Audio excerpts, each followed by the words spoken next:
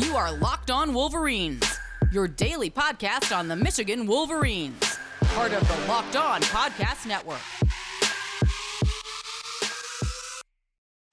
Happy Wednesday. We are back and doing it. Locked On Wolverines podcast, part of the Locked On Podcast Network, where it is your team every day. I am your man on the ground, Isaiah Hole, publisher of Wolverines Wire through USA Today Sports Media Group, and I'm not going to lie, I have no idea what I'm going to talk about today. I have sat here and racked my brain about the things that I want to talk about, and I can't find anything. I feel like we've covered pretty much everything that's happened so far in the off season. So I think we're just going to bring up different things and see where it takes us, because we're just kind of in a little quick dead period, right? Certainly we can touch upon the Matt Weiss replacement candidates. We've already touched on that. We can go into the NFL. Some of the guys that are still playing, I don't find that particularly interesting, so we're probably not going to go into that. There's just a lot of different things that we could talk about. So let's start out with the candidates for Matt Weiss, because it does seem like if you're reading the tea leaves, if you're reading the inside boards, reading some of my good friends over at On3, it seems like we're starting to kind of get a better idea of who the candidates really are. And you've got, obviously, it seems like a lot of people really want Brian Griese. I'm not in that camp at all. While he has done a fantastic job for 1 year in San Francisco, there's nothing that really appeals to me about Brian Griese. Maybe it's just because I've had a negative interaction with him, so maybe that's why. But to me, I don't necessarily see it as being like this high upside scenario. I feel like people that really want Brian Griese are more so just excited about the prospect because he won a national championship at Michigan. And I think people tend to get really excited about those Michigan guys, right? It's the same way that people are out there saying, like, Tom Brady, when he retires, bring him on. We don't know if he can coach. As exciting as that would be, now that still might be the type of out there type of move you make regardless, right? Just because of the name, because everyone knows who Tom Brady is. That would kill in recruiting, even if he can't necessarily coach a lick and you can kind of guide him through the process. So that said, Brian Griese's had a really good year with San Francisco. The one that really catches my eye is T. Martin, the former Tennessee quarterback, the successor, if I'm not mistaken, to Peyton Manning. He would be one that I'm personally very interested in. He was an incredible recruiter when he was at USC. He is with the Baltimore Ravens, which is kind of your immediate, like, well, yeah, duh, that's going to work, you know? So to me, T. Martin checks pretty much all the boxes. The only box he doesn't check is the one that I care about the least, which is, does he already have ties to Michigan? I know there are a lot of people that really love that ties to Michigan portion. I don't particularly love it. I don't think it matters, especially when it comes to an assistant coach, because he already is a really good recruiter, and he did it at a school he didn't go to, which is USC. I mean, you look at the list of some of the guys he brought in, a lot of them were those types of guys that Michigan was really trying to get. Adoree Jackson comes to mind. So get yourself a recruiter, and he could definitely be it. The others, internal hire, Kirk Campbell. I don't know where that came from. The current analyst, I'm fine with that too. I mean, would I like someone that's maybe a little bit more established? Yeah, but everyone gets their start somehow, some way, and he already has experience, right? He already was an offensive coordinator at Old Dominion. So he's already a football mind. He's well thought of inside the building. And he's a guy that the players already know and respect. And supposedly he's been involved in the recruiting aspect, at least from a behind the scenes standpoint. So with that in mind, I mean, he's absolutely fine. You don't necessarily need a splash hire. You just need a guy who can actually do the job, you know? So I would be interested to see where they decide to go, because there's a million different avenues they could go. Names escaping me. I think it's Tavita Pritchard. He was another Harbaugh acolyte. He was the offensive coordinator at Stanford. He played under Harbaugh. I might be butchering the name. I'm just trying to go off of memory here. He would be a decent option. I know people like the Greg Roman of it all, and some people hate it. I think that would be fine. Again, I don't know that he would do it anyway. I mean, he's been in the NFL more than he hasn't been. And then there's always the off the radar guy that no one was really even thinking about. You know, just like when Josh Gaddis's name came up, it was when he was being hired and no one saw that coming. Now you hope it works out better than that did. It worked out fine, but it didn't work out the way that most people thought it would. So in that light, I'd be curious to see where they decide to go. Certainly it could be one of the aforementioned, could be someone that we're not even talking about. But at the same time, Jim Harbaugh has mostly had a really good track record of bringing in coaches. He's had a couple years where it didn't really work. Then he kind of retooled things. So I think that's fine.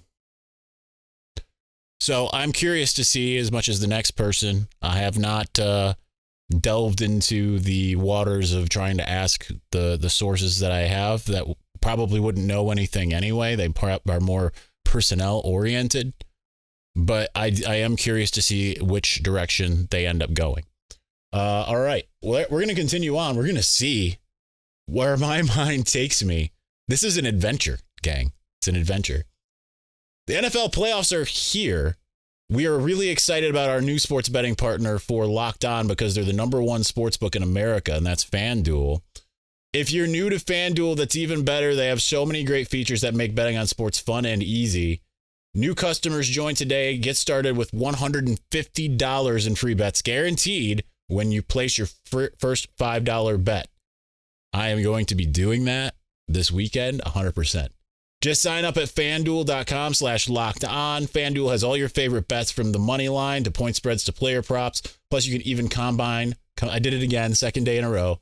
You combine your bets for a chance at a bigger payout with a same game parlay, which is 100% what I'll probably be doing. So I don't know which bets I like yet. I have to figure that out. And it's the NFL, so don't take my advice anyway, even when I give it. Because I am 0 for this year when I've bet on the NFL. But it's all on an app that's safe, secure, and super easy to use, so football fans don't miss out.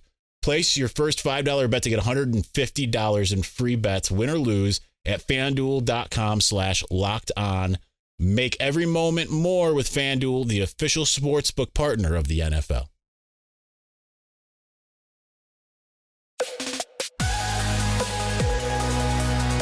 All right, I hate the idea of retreading some of the topics we've already covered, which is what we kind of just did. But there's only so much, and I don't really feel like talking about basketball. It's depressing. We're in the depressive state of basketball. Maybe I'll speak for a moment on personally what I like and what I don't like, because I think that would be instructive to some degree.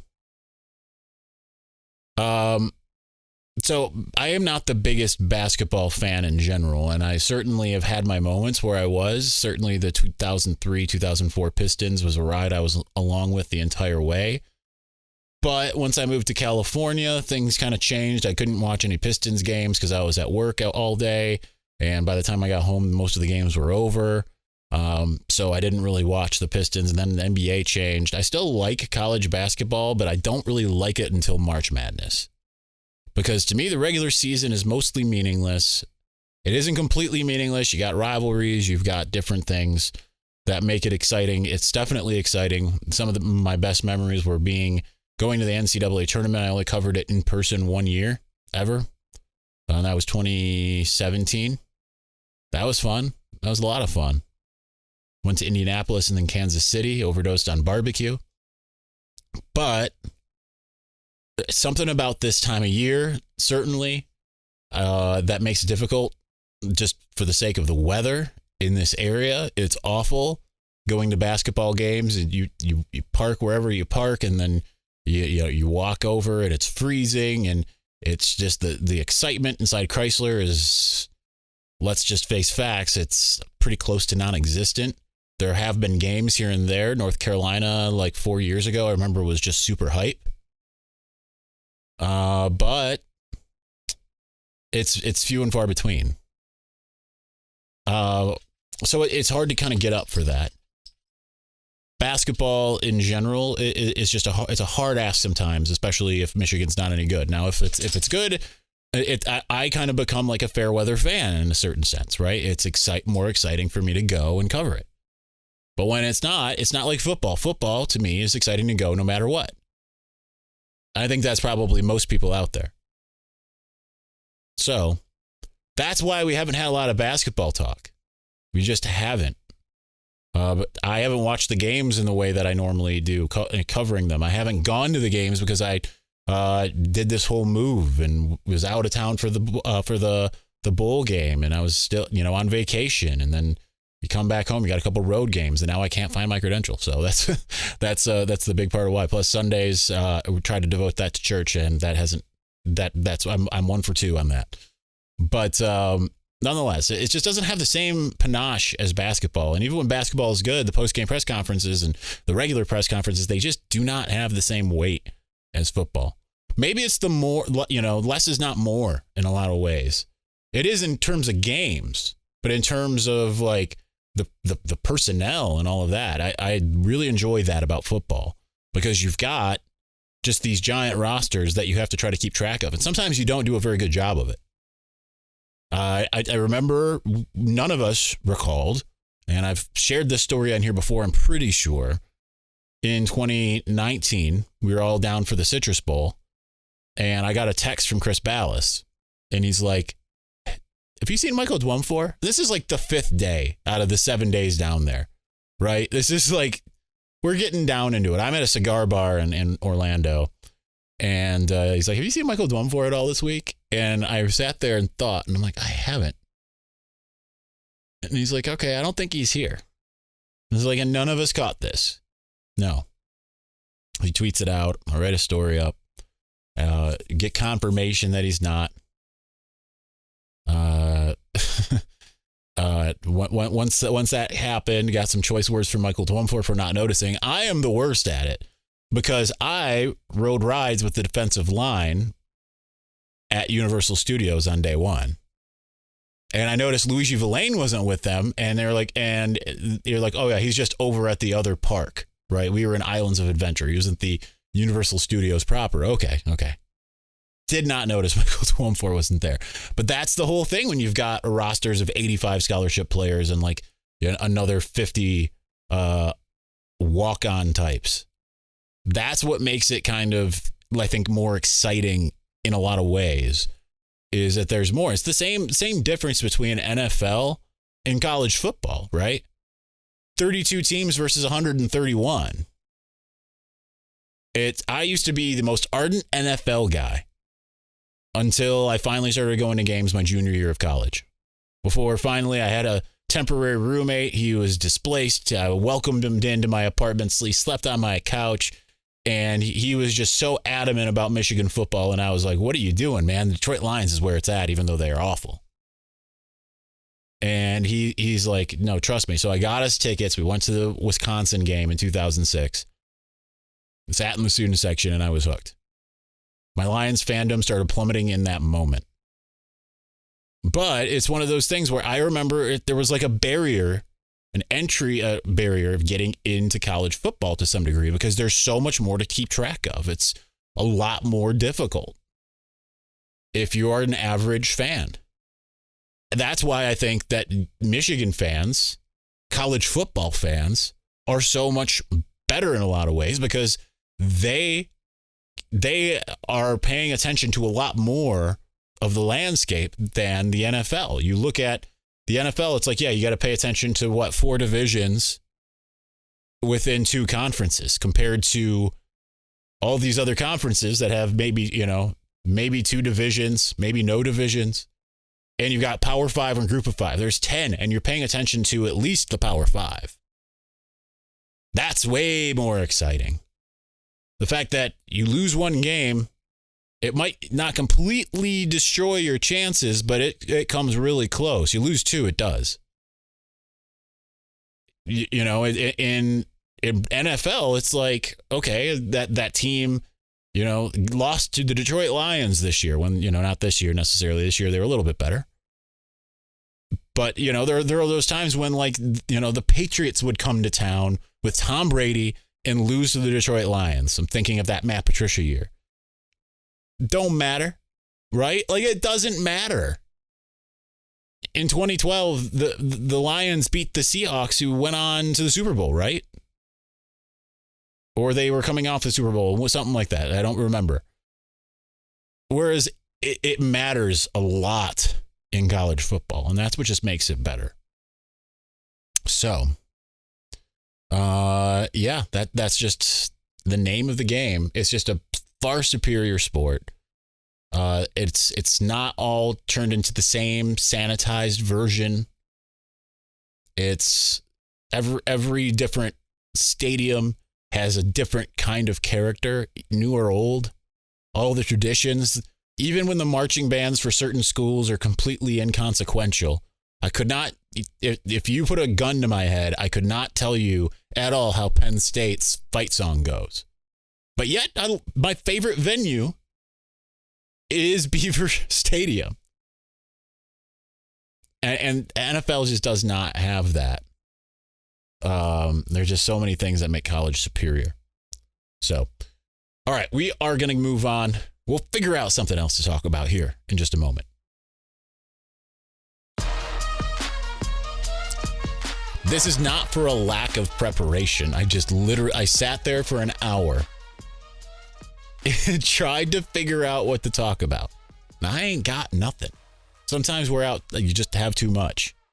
And when we're doing this every day, sometimes we run out of some things. So I'm very thankful that we got the mailbag questions pouring in, because it is going to be absolutely necessary for Thursday's episode. And we can springboard off of that.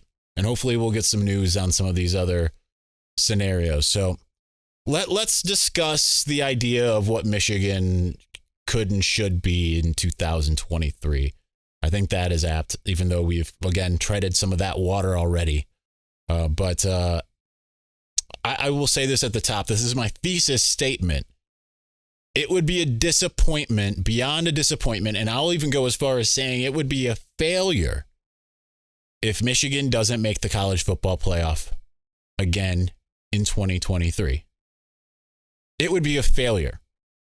They could lose a game and make it. So that if they don't make it, chances are they've lost more than one. Really, there's only 2 candidates in my eyes that could take Michigan down, or we can say 3. Minnesota, I think, is a possibility. I don't know that they have the personnel to do it, but playing at Minnesota in front of a crowd, I think, is going to be a different scenario. Penn State at Penn State. I'm still not that afraid of what they offer. Usually when Michigan's gone to Happy Valley and lost, it's because Michigan's team hasn't been that good. When Michigan has gone and won, oftentimes it's because Penn State's team hasn't been that good. We have not really seen both happen, but I do think that Michigan should likely have a better team than Penn State. Because, teams change year over year with their quarterback change, going to Drew Aller, having those 2 running backs both being in their second year. Certainly they could take a big step forward. They shut down Nick Singleton and Katron Allen in Ann Arbor, but I remember thinking that going about, hey, they shut down Saquon Barkley last year, and then he runs all over them. Certainly that will be one that James Franklin will have circled, but I don't know that he's going to be able to do much about it. Then you have Ohio State, who's kind of in something of a similar boat. They'll probably roll through their schedule the way they always do. 0 or 1 losses, certainly. You have certainly that they'll have tons of talented receivers. Quarterback, regardless of being a relative unknown, is talented. So they've got a lot still kind of going for them. But this one's in Ann Arbor. I don't think at the point that they come to Ann Arbor, any of them will have beaten Michigan. All the pressure will be on Ohio State. And the crowd will be against them, all kinds of different things. But that's really it. MSU does not have the talent. If Michigan loses to MSU, it is a failure on Michigan. And Michigan certainly has the motivation to go to East Lansing and do something about what happened in the tunnel. But outside of that, now the problem is when you look at the schedule, you've got 2 back-to-backs on the road. You've got the Nebraska, Minnesota in the middle of the season. And then you've got the Penn State, Maryland at the end of the season, right before Ohio State. But when you have as many guys as Michigan has coming back, especially at the quarterback position, wide receiver, running back, offensive line, there is no excuse for Michigan to not go at least 11-1 in the regular season.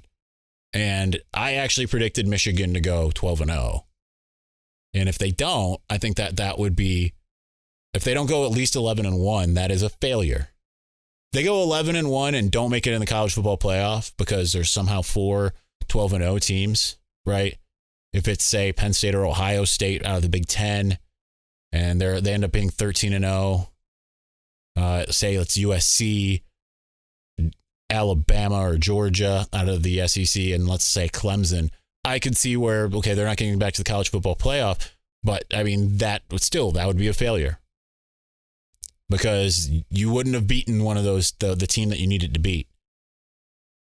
And you've got more going for you, more cohesiveness, equal talent to Penn State, but more cohesiveness than Penn State at this juncture. So they need to find a way to get it done.